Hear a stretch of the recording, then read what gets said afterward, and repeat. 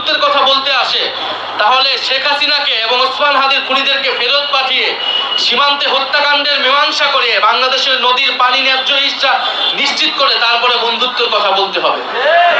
ফলে আমরা বলবো বাংলাদেশ সরকারকেও এই বিষয়ে সুস্পষ্ট বার্তা দিতে হবে যে এটা কোনো গণতন্ত্রের কোনো ইস্যু না, এটা বাংলাদেশের সার্বভৌমত্বের প্রশ্ন।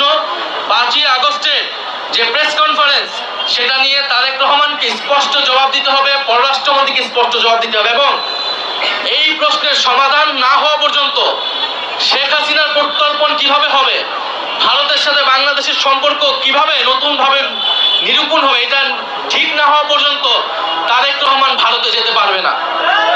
তারেক রহমান ভারতে সফর করা একেবারেই অনুচিত হবে।